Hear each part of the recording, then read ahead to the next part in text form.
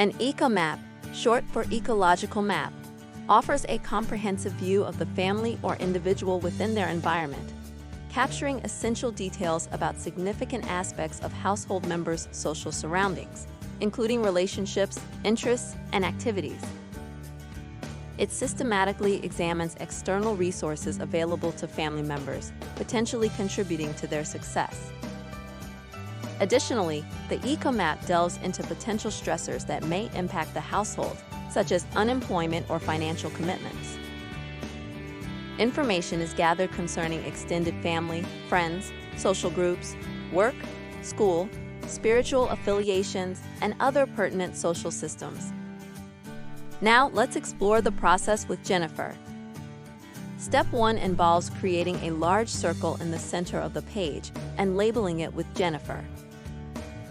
Step 2 requires surrounding the central circle with smaller circles, each designated for specific environmental aspects relevant to Jennifer.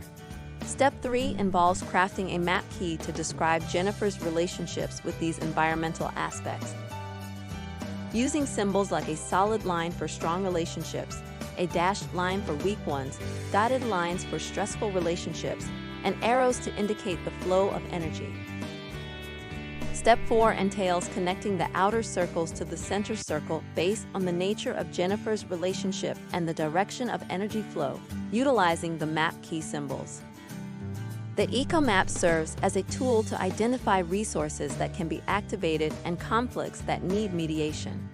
As a result, it proves invaluable for assessment, enabling the creation of a comprehensive plan of action and intervention strategies.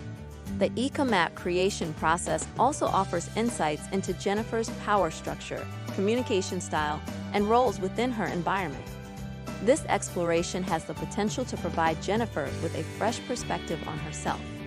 When used retrospectively, the Ecomap becomes a visual representation of the changes Jennifer has implemented over time.